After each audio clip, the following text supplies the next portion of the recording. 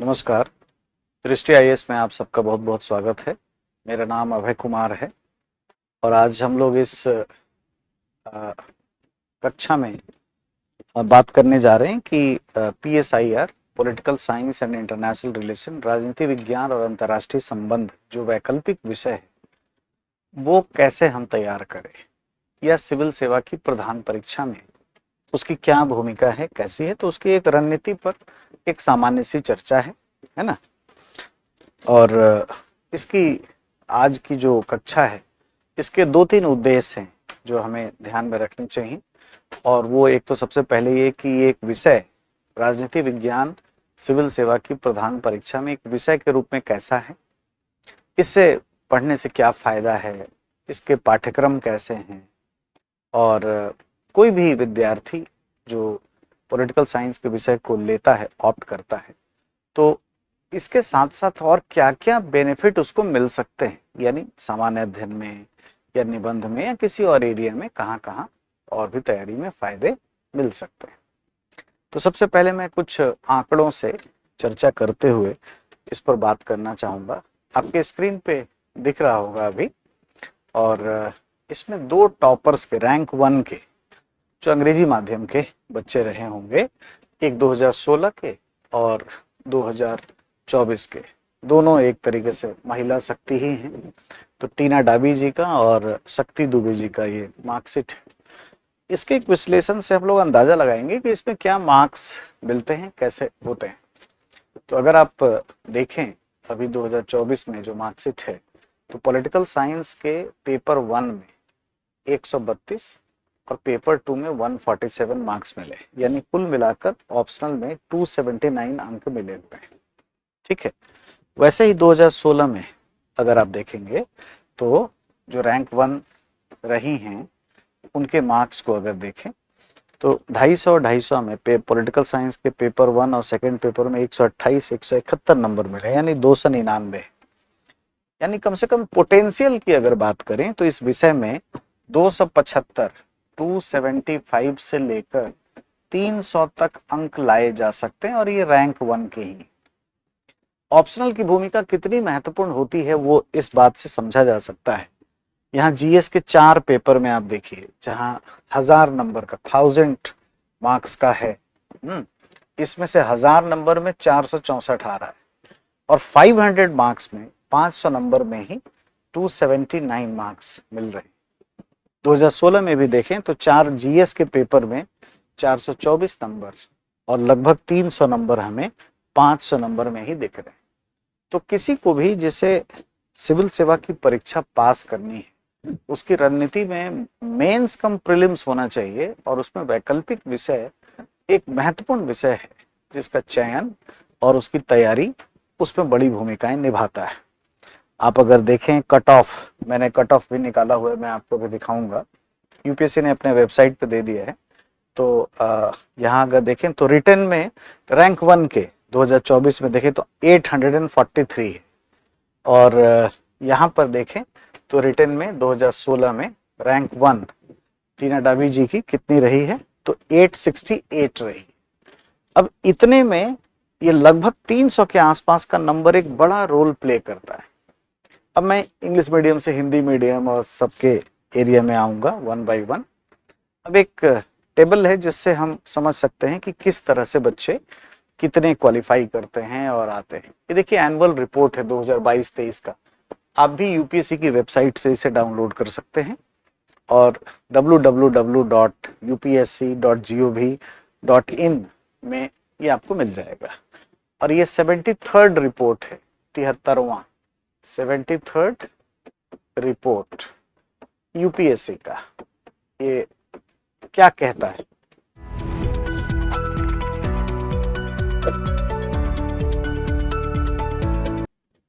अब आप इसके टेबल को देखें तो सिविल सेवा की प्रारंभिक परीक्षा के लिए अब कितने लोग अपीयर हो रहे हैं, अगर देखें तो लगभग 10 लाख 11 लाख समथिंग, लगभग 11.5 लाख के आसपास 22-23 में भी जो डेटा अवेलेबल है ये कह रहा है। कितने लोग परीक्षा में बैठते हैं, यहाँ पे देखिए टेबल 2 ये अपीयर करने वाली कैंडिडेट का दिख रहा है, तो ये लगभग आधा हो जाता है। तो मतलब 10 लाख 11 लाख लोग, 11.5 लाख फॉर्म भर रहे हैं और लगभग 5.5 लाख एग्जाम में बैठते हैं, होना 1000 का है, तो थोड़ा सा तो एग्जाम टफ है ही, टफ नंबर की वजह से। अब इसमें हिंदी माध्यम के विद्यार्थी कई तरह की बात सोचते हैं कि उनको क्या फायदा होता है, वो कौन सा विषय लें, ये इसको भी देखेंगे। एक तो पहले ये सोचना है कि हर विषय अच्छा होता है, कोई भी विषय ऐसा नहीं है। हिंदी माध्यम के विद्यार्थियों में हिंदी साहित्य बहुत ही लोकप्रिय वैकल्पिक विषय है और आप आसानी से उसको भी रख सकते हैं, आप इतिहास को भी लेकर के चल सकते हैं। मैं राजनीति विज्ञान के पहलुओं पर बात करूंगा, क्योंकि आज की कक्षा उसी से है कि इसको लेंगे तो क्या बेनिफिट हो सकती है ना, और आधार क्या हमारा होना चाहिए। अब जरा हिंदी इंग्लिश पे चर्चा हो जाए। ये 73rd रिपोर्ट है, ये दर्शाता है जिससे कि हम समझ पाए कि हिंदी मीडियम में कितने बच्चे मेंस दे रहे हैं। ठीक है, कैसे इसका पता करेंगे, तो ये लिस्ट है ऊपर, आप भी डाउनलोड करके देख सकते हैं। तो 21-22 में जो मीडियम है उसके लिए ये डेटा दिया हुआ है, जो यूपीएससी ने खुद दिया है अपने 73rd रिपोर्ट में, वेबसाइट पे है भी। देखिए, यूपीएससी ने 8वीं अनुसूची में जितनी भाषाएं हैं 2200 भाषाओं में मेंस देने का ऑप्शन दे रखा है। तो हमें कैसे पता चलेगा कि हिंदी मीडियम में कितने बच्चे अपीयर हुए मेंस में। तो अगर हम जनरल स्टडीज का मार्क्स देख लें, एसे का नंबर देख लें, संख्या यहां देखिए हिंदी, तो लगभग 489 और 470, 2022 में 89 और 2021 में 470 बच्चे अपीयर हुए। यही दिख रहा है आपको। अंग्रेजी माध्यम में यहां अगर देखें तो इनकी संख्या ऑब्वियसली ज्यादा होती है। अगर ये यहाँ से बढ़ते हुए आए तो 12,152 बच्चे आपको दिखाई दे रहे हैं 2022 में, और 8,362 बच्चे अंग्रेजी माध्यम में 2021 में रहे। अब बच्चे ये चिंता करते हैं हिंदी माध्यम की कि सिलेक्शन कम होता है। अब देखिए, जो ज्यादा अपीयर करेंगे उन्हीं में से ज्यादा होगा। पीटी पास करने वालों की संख्या अंग्रेजी में ज्यादा है। क्यों है ज्यादा? क्योंकि ज्यादा लोग परीक्षा का फॉर्म भर रहे हैं, अंग्रेजी माध्यम से ज्यादा बच्चे तैयारी करते हैं। इसका डार्क साइड ये है कि ज्यादा बच्चे फेल भी करते हैं, वो अंग्रेजी माध्यम के ही होते हैं। तो अंग्रेजी माध्यम ले लेने से कोई क्वालिफाई कर जाएगा, ये कहीं से कोई गारंटी नहीं होती है, ये ध्यान रहे। क्योंकि सीट तो हमारे पास मान लीजिए 1000-1200 के आसपास ही है, तो क्या ये 12,000 जो पीटी क्वालिफाई किए होंगे सभी आईएएस बन जाएंगे? ऐसा पॉसिबल नहीं। अब अगर देखें हिंदी में तो प्रीलिम्स क्वालिफाई करने वालों की संख्या ही कम है, यानी 500 के आसपास है ना। और जाहिर है कि जब 500 के आसपास प्रारंभिक परीक्षा पास कर रहे हैं तो 40, 50 से 60 के बीच में ये सब हो पाता है।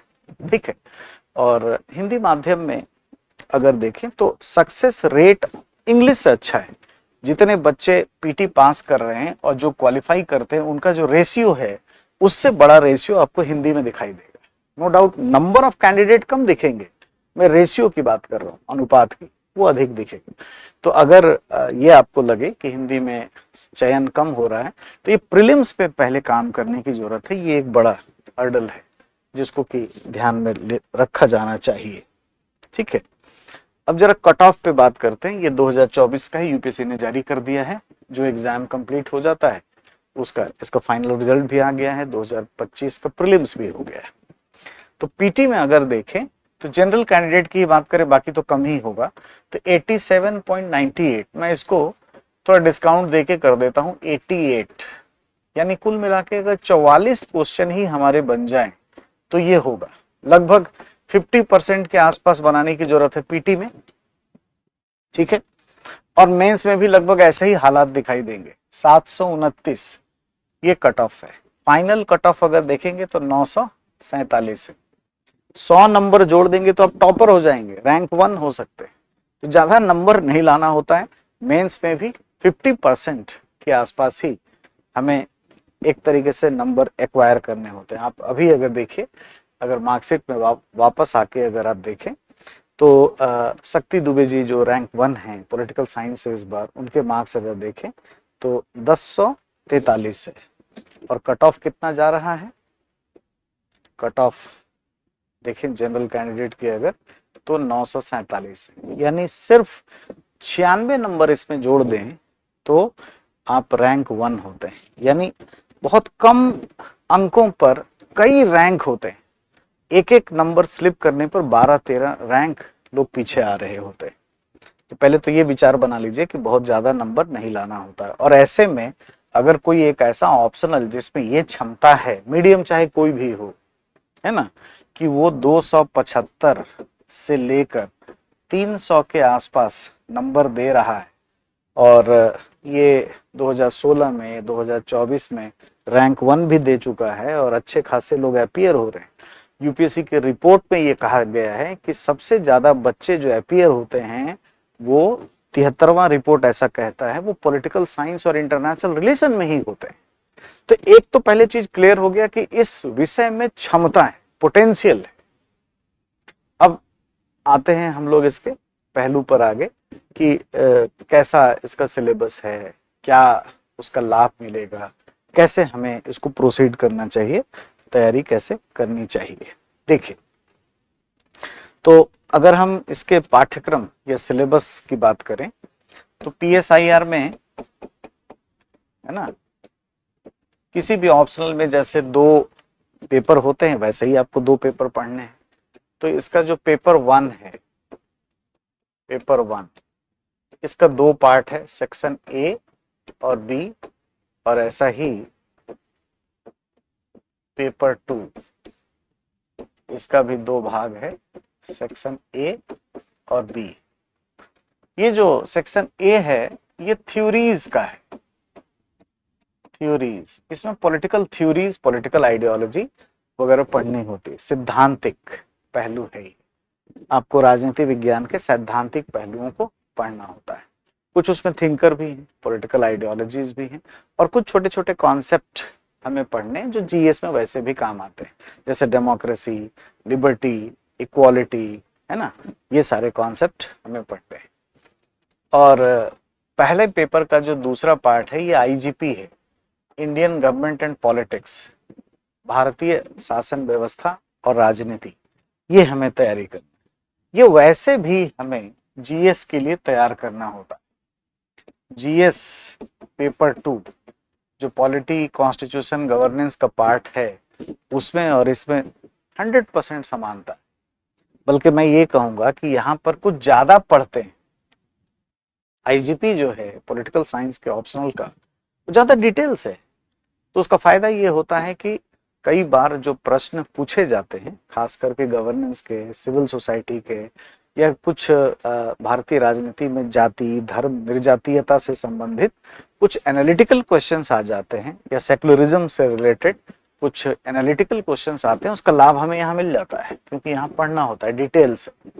ठीक है, पेपर 2 में 2 चीज है, तुलनात्मक राजनीति, कंपैरेटिव पॉलिटिक्स, और यहाँ पर इंटरनेशनल रिलेशन। ये वाला भी इंटरनेशनल रिलेशन का पार्ट वैसे ही आपके जीएस पेपर 2 में है।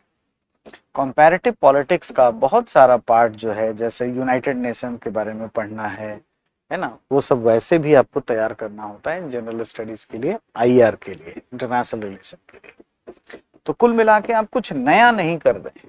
मैं ये कह रहा हूं कि अगर आप सिविल सेवा की तैयारी करना चाहते हैं तो आपका मीडियम चाहे कुछ भी हो, चाहे आप मराठी में लिखें, गुजराती में लिखें।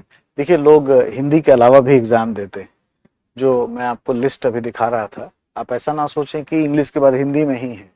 अब देखिए गुजराती, इसमें कितने बच्चे दे रहे हैं जीएस में, तो लगभग 38 के आसपास, 38, 20 ऐसे बच्चे दिख रहे हैं।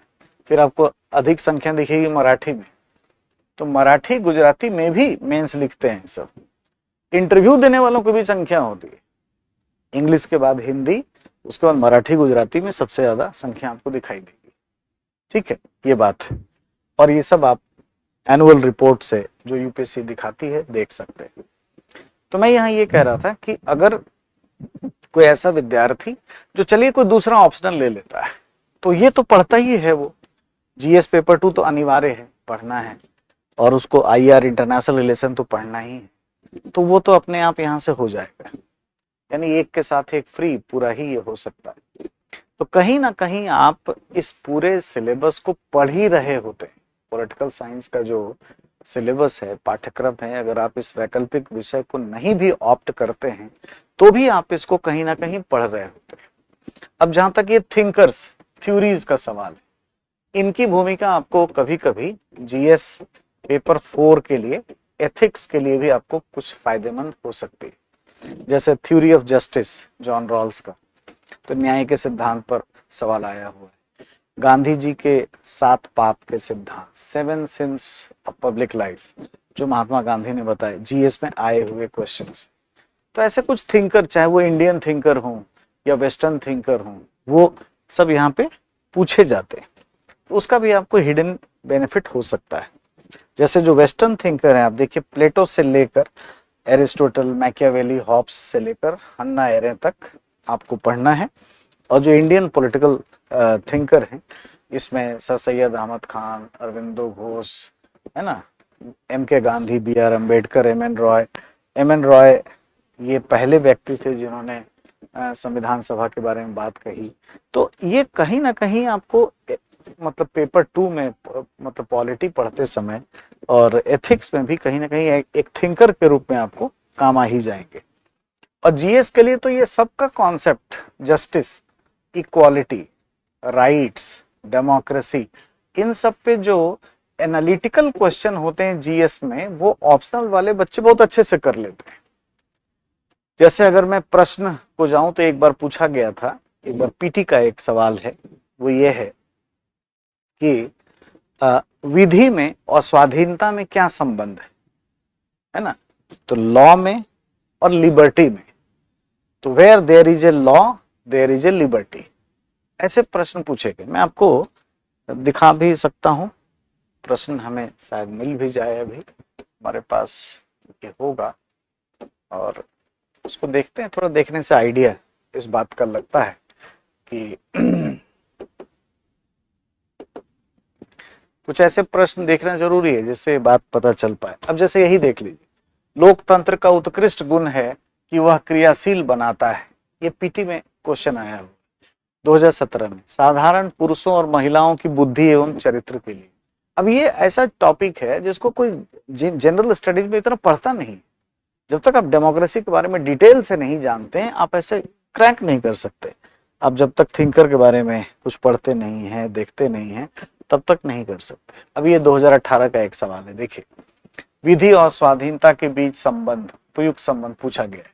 ये प्रीलिम्स 2018 का सवाल है ना। Which one of the following reflects nicest appropriate relationship between law and liberty, तो where there is a law there is a liberty. Law liberty का कॉन्सेप्ट जो जानते हैं पीएसआईआर के जो बच्चे हैं, वो आसानी से कर पाएंगे। जहां लॉ है वहीं लिबर्टी है ना। तो जहां कानून नहीं है, कानून जो है, लॉ कैसे बना है, तो लिगेरे से बना है, जिसका अर्थ होता है टू बाउंड, है ना, टू कंट्रोल। लेकिन लॉ बंधन में डालने के लिए नहीं है, लिबरेट करने के लिए, स्वतंत्रता देने के लिए। तो जहां लॉ है वहीं से स्वतंत्रता प्राप्त होती है।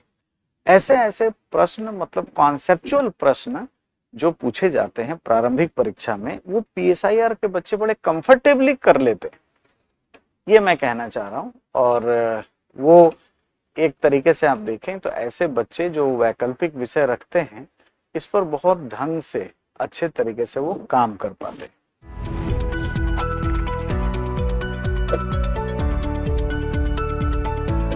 ठीक है, अगर हम इसकी उपयोगिता के लिए बात करें कि अगर हम पॉलिटिकल साइंस का ये पूरा सिलेबस तैयार करते हैं तो इससे क्या क्या बेनिफिट हो सकता है और कहां पर बेनिफिट हो सकता है, तो हम पहले प्रारंभिक परीक्षा से ही बात शुरू करते हैं। जैसे अगर आप प्रारंभिक परीक्षा में देखेंगे तो ये कुछ लिस्ट हमने तैयार किया है। जैसे जब आप आईजीपी पढ़ेंगे, पॉलिटिकल साइंस के पेपर 1 का जो भाग 2 है, section B, Indian government and politics, भारतीय शासन व्यवस्था और राजनीति, तो उसमें आपको संविधान तो पढ़ना ही पढ़ना है। नॉर्मल कॉन्स्टिट्यूशन से लगभग, है ना, ये 14, कभी 22, कभी 16 प्रश्न पूछते हैं। इस बार भी अगर बात करें तो 16 क्वेश्चंस हमें दिखाई दे रहे हैं 2025 की प्रारंभिक परीक्षा में। तो ये तो हमारे बनेंगे ही। इसमें राष्ट्रीय आंदोलन के बारे में पढ़ना है ना, और हमें कुछ इंटरनेशनल रिलेशन और कुछ अन्य संगठनों के बारे में भी प्रश्न आते हैं, जैसे यूएन से रिलेटेड एजेंसी हो गई, वर्ल्ड बैंक हो गया, आईएमएफ से रिलेटेड बातें हो गई। तो अगर ये तीनों ही चीज को देखें, ऐड करें हम पूरे विषय में, क्योंकि जब हम ऑप्शनल पढ़ेंगे तो ये आईआर वाला पार्ट भी हमें मिल जाएगा इंडिया एंड वर्ल्ड के रूप में, ये पॉलिटिकल साइंस के पेपर 2 में, तो पूरा ही विषय पढ़ेंगे। तो इनको अगर मिलाकर देखें तो एवरेज हम कह सकते हैं कि लगभग 25 क्वेश्चन, 25, 26, 27 क्वेश्चन हमें जरूर मिलते हैं। तो प्रीलिम्स का भी लगभग 25% एरिया ये कवर करता है। इसमें सिर्फ संविधान ही नहीं है, संविधान भी पढ़ते हैं, राष्ट्रीय आंदोलन जैसी चीजें हमें दिखाई देती हैं, गवर्नेंस से भी कुछ एरिया 2-3 प्रश्न आ जाते हैं, मिलते रहते हैं। जैसे ईडी पे सवाल पूछा गया है इस बार, ठीक है। तो इंटरनेशनल रिलेशन हो गया और नेशनल मूवमेंट हो गया। इस बार भी अगर सबका हम देखें तो लगभग 27 प्रश्न हमें इससे मिल रहे हैं। तो कोई नुकसान का ये सौदा नहीं है। अगर ये विषय कोई रखता है तो कम से कम प्रारंभिक परीक्षा में 25% प्रश्नों के उत्तर अच्छे तरीके से करने में वो होता है, ठीक है। मुख्य परीक्षा में नंबर आ ही रहे हैं, रैंक 1 आप देखते हैं, तो ये बेनिफिट है। मेंस में जैसा मैं कह रहा था कि आपको एक हिडन बेनिफिट मिलता है, जो है ना, पेपर 2 का जीएस, पॉलिटी गवर्नेंस वाला पार्ट, इंटरनेशनल रिलेशन वाला पार्ट अपने आप एक तैयार हो जाता है। मतलब आप 500 नंबर की तैयारी जो आप पीएसआईआर के साथ करेंगे, इसी में ये 250 नंबर का पेपर 2, जीएस पेपर 2 आपका अपने आप हो जाएगा, ठीक है। अगर मैं थ्योरी छोड़कर के बाकी को जीएस लिख दूं तो गलत नहीं, जैसे सामान्य अध्ययन में आप पढ़ते हैं लगभग वैसी ही चीजें आपको यहाँ पढ़नी होती है। प्लस इसका बेनिफिट कुछ निबंध में भी है, आपके सोचने समझने की क्षमता बढ़ती है, आप थिंकर पढ़ते हैं। आप कहीं ना कहीं जब नौकरी में जाएंगे, जैसे इंटरव्यू के लेवल पे ही अगर हम बात करें, या आप किसी जॉब में भी हैं, तो आपको एक राजनीतिक व्यवस्था, एक राजनीतिक रूपरेखा के नीचे काम करना होता है ना। तो वहां पर भी समझबूझ बनाने के लिए, प्रशासनिक व्यवस्था को समझने के लिए ये विषय बहुत हेल्पफुल होता है। इंटरव्यू में अच्छा परफॉर्म कर सकते हैं, क्योंकि कहीं ना कहीं पॉलिटी से, कॉन्स्टिट्यूशन से, इंटरनेशनल रिलेशन से प्रश्न पूछते ही। हाल फिलहाल में भारत और पाकिस्तान के बीच जो ऑपरेशन सिंदूर आपने देखा और जो एस्केलेशन हुए, उसके चैप्टर्स यहाँ पर इत्तेफाक से, अभी तो एक बैच हमने खत्म किया है, वो बैच के साथ ही रिलेट करता हुआ दिखता है। जैसे मैं देखता हूं आपके लिए सिलेबस, अगर आप सिलेबस की तरफ जाएं जो आपको पढ़ना है, उसमें आतंकवाद एक चैप्टर भी है, एक पूरा यूनिट है जिसमें आपको इसके लिए तैयारी करनी है, ठीक है। बहुत सारी इश्यूज आपको तैयार करने हैं। ये कंपैरेटिव पॉलिटिक्स का है। उसके बाद आप अगर देखें तो अभी अभी जैसे ऑपरेशन सिंदूर के कॉन्टेक्स्ट में बड़े न्यूक्लियर पावर की ही बात हुई, जैसे भारत के नाभिकीय प्रश्न है ना, ये जैसे मीडिया में आप देख लिए थे कि नो फर्स्ट यूज पर भारत विचार कर रहा है। तो एग्जैक्टली हमारी जो नीति है न्यूक्लियर पॉलिसी, वो कौन बनाता है? तो इसके लिए एक संस्था है जिसको हम लोग कहते हैं नेशनल सिक्योरिटी काउंसिल। तो ये सब हमें इसमें पढ़ना होता है ना, जिसमें एनएसए अजीत डोभाल साहब जो हैं वो भी होते हैं, प्राइम मिनिस्टर्स के चेयरपर्सन होते हैं, फाइनली इनको डिसीजन लेने होते हैं। तो ऐसे ऐसे रेलेवेंट चीज आप पढ़ते हैं जो जिनकी उपयोगिता आपको यहाँ पर दिखाई देती है ना। और आप कोई भी उठाएंगे पहलू, चाहे वो आईजीपी के तरफ से भी हो, जो अंतर्राष्ट्रीय मुद्दे भी दिखाई देंगे। यहाँ पे थोड़ा दब गया है ये, यहाँ अब दिख रहा होगा आपको, समकालीन वैश्विक सरोकार, यहाँ पे आतंकवाद एक विषय है। तो अब जो पहलगाम की जो घटना है, उसके बाद भारत ने जो किया, ऐसे पहलू हम यहाँ पे पढ़ रहे हैं, क्योंकि हमारा सिलेबस है, डिफाइन सिलेबस है। और जब डिफाइन सिलेबस है, इसी का बेनिफिट इंटरनल सिक्योरिटी में भी हो जाएगा, आंतरिक सुरक्षा में भी हो जाएगा। तो इसके मतलब अगर सिर्फ पाठ्यक्रम को देखें ना, या कोई ना भी रखे पॉलिटिकल साइंस एक ऑप्शनल के रूप में, पॉलिटी के ही सब्जेक्ट को परिभाषित करने के लिए कि हमें किसी विषय पर क्या क्या पढ़ना चाहिए वो यहाँ से उठा ले, तो उनका काम बहुत अच्छे से हो सकता है। मैं जीएस के कुछ प्रश्नों को आपको दिखाता हूं जिससे आपको ये बिलीव बन पाएगा। जैसे आप देखिए, एक आईजीपी का है ये, है ना, सिलेबस, राजनैतिक प्रतिनिधान एवं सहभागिता। ठीक है, इसमें पॉलिटिकल पार्टी, दबाव समूह, ये सभी पढ़ना है। ये चीज जीएस में भी है ना, जीएस के सिलेबस में जाएंगे पेपर 2 में तो आपको ये दिखेगा। लेकिन जो प्रश्नों की प्रकृति और प्रवृत्ति है वो ऑप्शनल टाइप की है और उसकी तैयारी सामान्यतः बच्चे नहीं करते। जैसे कुछ सिविल सोसाइटी के प्रश्नों को देखकर आप समझ पाएंगे कि इससे क्वेश्चंस कैसे होते हैं। जैसे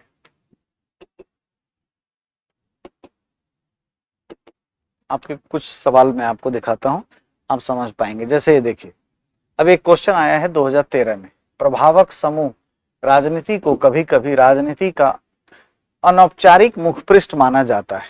उपर्युक्त के संबंध में भारत में प्रभावक समूह की संरचना और कार्यप्रणाली का आकलन कीजिए। प्रेशर ग्रुप के बारे में, प्रेशर ग्रुप और पॉलिटिकल पार्टी, इन दोनों के रिलेशंस पे बात हो रही है।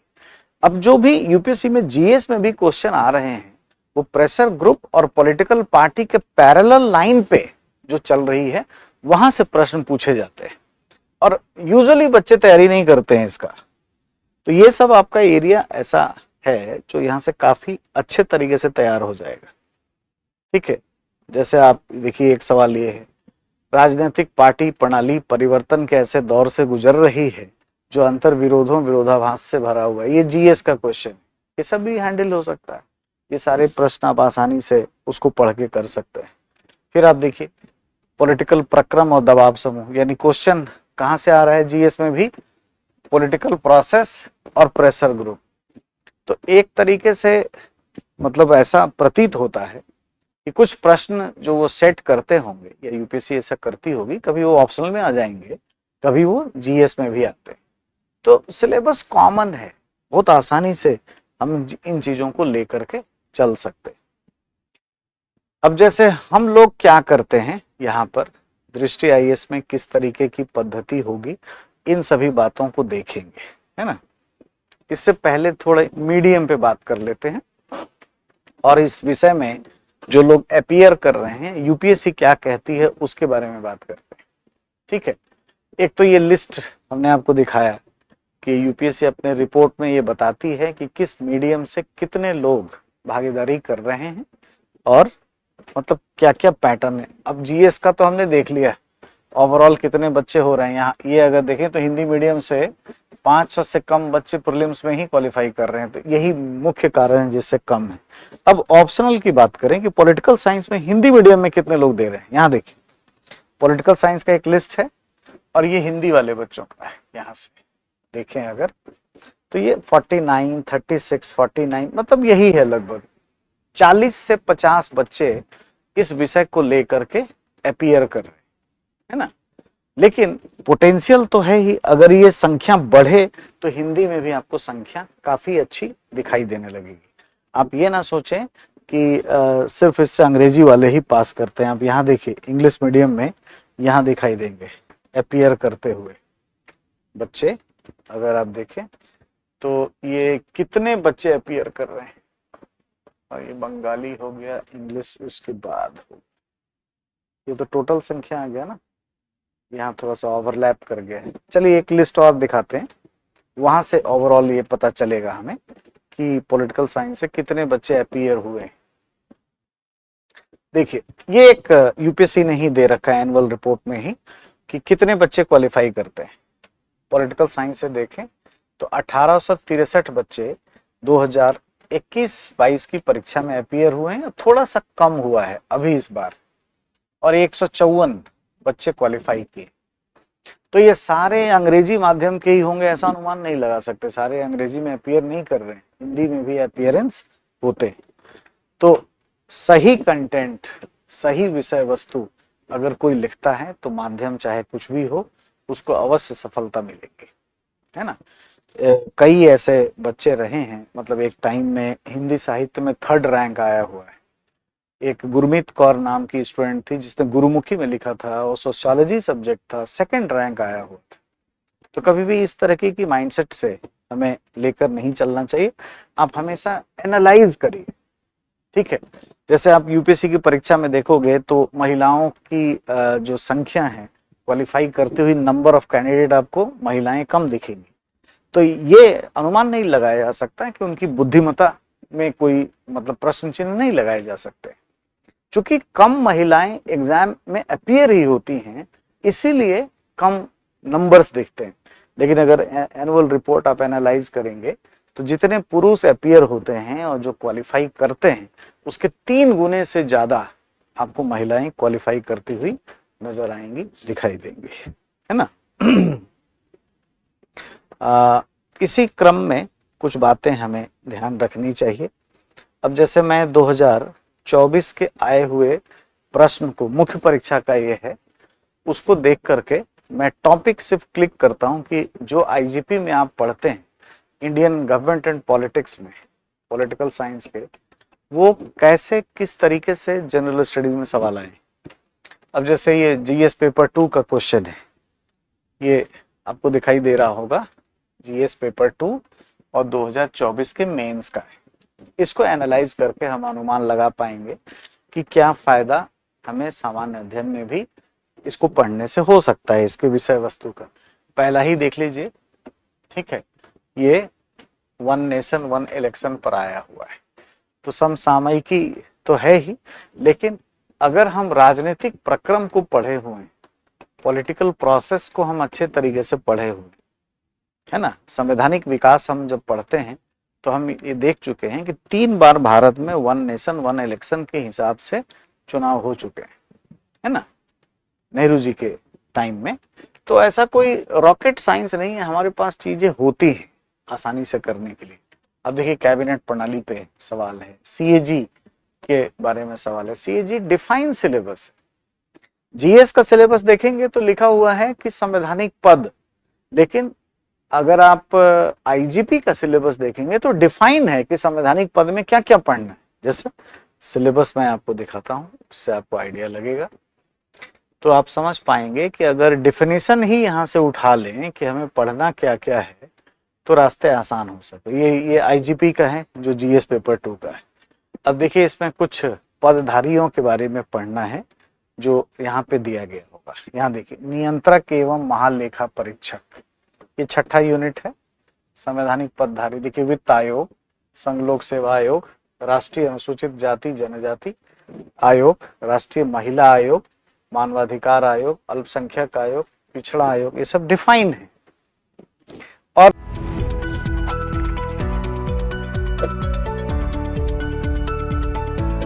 जीएस में 2 बार राष्ट्रीय मानवाधिकार आयोग पर प्रश्न आया हो।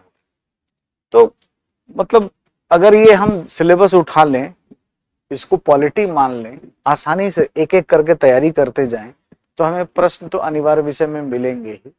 कोई अगर ये विषय नहीं भी रखता है तो उसके लिए थोड़ा आसान हो जाता है ना, ये ध्यान रखनी चाहिए। तो आज की चर्चा का उद्देश्य ये भी है कि दूसरे ऑप्शनल वाले भी थोड़ा इसके सिलेबस को देखें, तो वो समझ पाएंगे कि जनरल स्टडीज में जो पॉलिटी वाला पार्ट है वो कैसे अच्छे से कर पाए। लोकल बॉडीज, स्थानीय निकाय हम लोग पढ़ते ही हैं, यहाँ से क्वेश्चन आया हुआ है। अगर आप देखें ये लोकतंत्र के बारे में, लोकतंत्र और सिविल सेवा वाला पहलू, तो डेमोक्रेसी का जिसके पास थ्योरीज है बहुत अच्छे से, वो बहुत बढ़िया से कर सकता है। आप एक एक प्रश्न को देखेंगे, चाहे वो इंटरनेशनल रिलेशन के हो या मूल अधिकार के हो, सारे प्रश्न वो आईजीपी से या इंटरनेशनल रिलेशन से आप देखें कि हर साल 4 क्वेश्चन आता है। 2 प्रश्न 150 वाले और 2 प्रश्न जो है वो 250 वाले होते हैं, आते ही आते हैं। जैसे आपको ये 2 प्रश्न दिख रहे हैं, क्वेश्चन नंबर 9 और 10, और ऐसे ही आगे आप चलेंगे, मेरे ख्याल में 19-20 ऐसा होगा, ये दोनों प्रश्न। अब देखिए आतंकवाद पे क्वेश्चन है, आतंकवाद के बारे में इतना डिटेल से पढ़ना है ना हमें, अपने ऑप्शनल में, और उसके संस्थाओं के बारे में बातचीत करनी है, इतना व्यापक तरीके से है, बड़े आराम से हम ये सब चीज तैयार कर सकते हैं, कहीं से कोई इशू नहीं। तो ये तो पॉइंट है हमारे सिलेबस के लिए। ठीक है, कि 2-3 बातें हमने की अब तक कि PSIR में क्या पोटेंशियल है नंबर लाने का, मेंस में, प्रीलिम्स में कितने प्रश्न इसको पढ़ने से हो सकते हैं, नंबर 2, 2 बातें ये हो। तीसरी बात कि जहां तक प्रश्न है कि हिंदी मीडियम में लोग कहते हैं, आलोचना करते हैं कि कम होता है, तो कम होने का सही रीजन आपको हमने बताया क्या है। उसका कारण प्रारंभिक परीक्षा है, ना कि ये वैकल्पिक विषय है। और अंग्रेजी माध्यम में अगर ज्यादा लोग क्वालिफाई करते हैं तो उसका डार्क साइड ये है कि वो डिस्क्वालीफाई भी सबसे ज्यादा उसी में कर रहे होते हैं, क्योंकि उसमें अपीयर ज्यादा लोग करते हैं। ठीक है, फिर जो इसका पाठ्यक्रम है वो अगर थ्योरीज को छोड़ दें तो हम कहीं ना कहीं GS की तैयारी में पढ़ ही रहे होते, ऑप्शनल ये ना भी हो फिर भी ऐसा हमें करना ही पड़ता है, तो इसको ले लेने में कोई नुकसान नहीं है। प्लस इंटरव्यू के लेवल पर भी अच्छी खासी भूमिका यहां से होती है। अब जैसे ये निबंध का पेपर है, आप देखेंगे इसमें कुछ प्रश्न ऐसे आते हैं जिसमें आपको कुछ थिंकर्स, कुछ एब्स्ट्रैक्ट चीजों का इस्तेमाल करना पड़ेगा, जो ऑप्शनल में ठीक ठाक आपको मिल जाता है। ठीक है, अभी एक देखते हैं, एक निबंध आया हुआ, प्रश्न पूछने वाला ही विज्ञान का सच्चा सिपाही है। ऐसे डिस्कशन हम लोग ऑप्शनल में पढ़ते हैं कि पॉलिटिकल साइंस विज्ञान है कि कला है, विज्ञान के लिए क्या क्या पॉइंट की जरूरत होती है, तो आपको सोचने का एक नजरिया मिल जाता है ना। किसी भी चीज को विज्ञान तब कहेंगे जब 3 बात होगी, उसमें मूल्य मुक्तता हो, वैल्यू न्यूट्रल हो, सार्वभौमिक अनुप्रयोजन हो, यूनिवर्सल एप्लीकेशन हो, और तीसरा उसके व्यवहारों का पूर्वानुमान किया जा सके। तो जहां पे 3 बात है वो विज्ञान है। ठीक है, तो आपके पास कुछ आइडिया होगा, कुछ विषय वस्तु लिखने के लिए होगा, 1200 शब्द लिखना है, तो हम कहां से उसको तैयार करेंगे।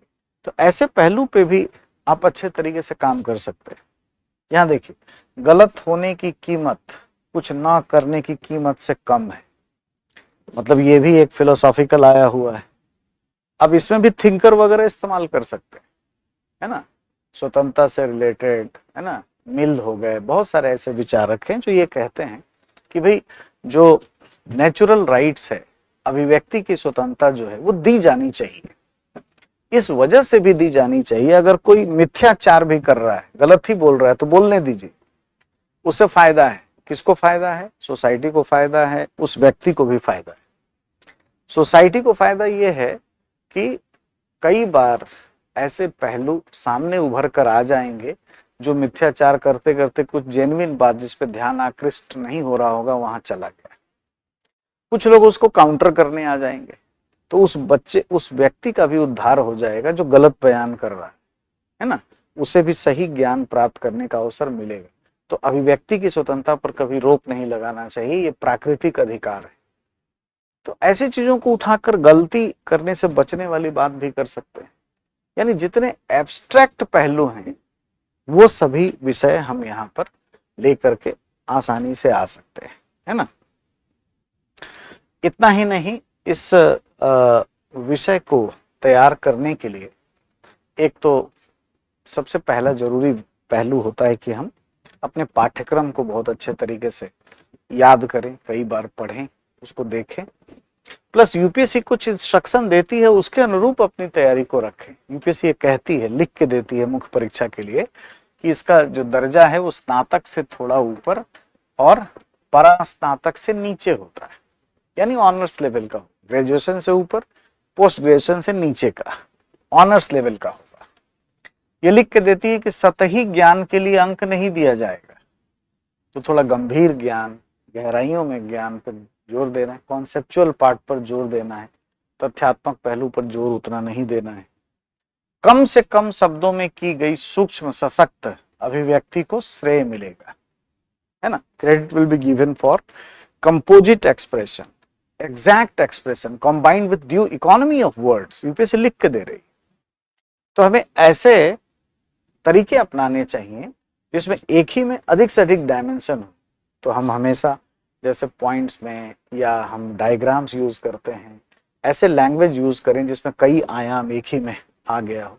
ऐसी चीजों का इस्तेमाल करें तैयारी में, और ऑप्शनल आपको इन चीजों में मदद करता है। अच्छे तरीके से, ये एक बड़ी भूमिका होती। राजनीति विज्ञान को तैयार करने के लिए पढ़ें क्या? अगर हम विषय वस्तु पर देखें, राजनीति विज्ञान, तो अब दृष्टि आईएएस में अगर आते हैं तो हम लोग यहाँ पर एक एक यूनिट वाइज आपको मतलब नोट्स देते हैं। मतलब 4 भाग अगर हो गए पेपर 1 में दोनों, यानी थ्योरीज और इंडियन गवर्नमेंट एंड पॉलिटिक्स, और पेपर 2 में तुलनात्मक राजनीति, और दूसरा पार्ट जो है आईआर का, उसके लिए नोट्स देते हैं। प्लस हम लोग क्लास पे ज्यादा बिलीव करते हैं, क्लास में सब कुछ पहले समझाते हैं, लिखवाया जाता है, और आपको यूनिट वाइज यहाँ पे जो भी बच्चे पढ़े हैं, अभी एक बैच खत्म भी हुआ है, आप उनसे अगर संपर्क करेंगे, जानेंगे, तो यूनिट वाइज क्वेश्चन आंसर भी डिस्कस करते हैं। मतलब एक टॉपिक खत्म किए तो उससे जितने प्रश्न आए हैं उन सभी प्रश्नों का हम हल ढूंढ लेते हैं, ठीक है, क्लास में ही उसको डिस्कस कर लेते हैं। लगभग हर वीक में टेस्ट हम लोगों ने लिया, कभी कभी एक वीक गैप करके, अन्यथा मतलब वीकली बेसिस पर हम टेस्ट को भी ऑर्गेनाइज करते हैं। तो सबसे पहले हम इसमें कॉन्सेप्ट, आपकी संकल्पनात्मक समझ बेहतर हो, ठीक है, आप इसको संक्षिप्त करके एक ब्रीफ नोट्स भी अपना बनाएं, उस पर क्लास में ही काम करेंगे। प्लस PYQ, प्रीवियस ईयर के क्वेश्चंस डिस्कस कर लेंगे एक साथ, है ना। और वो पहले ही आपके ऐप पर अपलोड भी करवा देते हैं कि आप पहले से जागरूक रहें। तो जब से नया पैटर्न शुरू हुआ है, यानी 2013 से लेकर 2024 तक के जो भी प्रश्न आए हुए हैं यूनिट वाइज हर चैप्टर के हिसाब से, उसको क्लास में ही हम लोग डिस्कस कर लेते हैं। ये क्लासरूम प्रोग्राम का ही पार्ट हो जाता है। तो आपको हमारे साथ चलना है, हम सब आपको पूरी निष्ठा के साथ, है ना, इस रास्ते पर ले चलेंगे और शून्य से शिखर तक पहुंचाने का कार्य करेंगे, ठीक है। जो भी बच्चे पढ़े हैं यहाँ पर, उनके अगर आप नोट्स देखेंगे तो आपको ये आइडिया लग जाएगा, उनके तौर तरीके देखेंगे, जानेंगे, तो आप समझ पाएंगे, आसानी से आप हल करने की स्थिति में होंगे। तो एक अच्छा ऑप्शनल है, आप चाहें तो इस पर विचार कर सकते हैं, है ना। बाकी कोई और जिस दिन हम लोग 24 तारीख से हम लोग बैच शुरू करने जा रहे हैं, 24 जून, ये एक नया बैच शुरू होने जा रहा है। आप आइए उस दिन, और भी विशेष बातें जो भी आवश्यक होगी, आपकी कुछ विशेष क्वेरीज होगी, उस पर भी हम लोग बात कर लेंगे, ठीक है। नमस्कार, धन्यवाद, थैंक्स।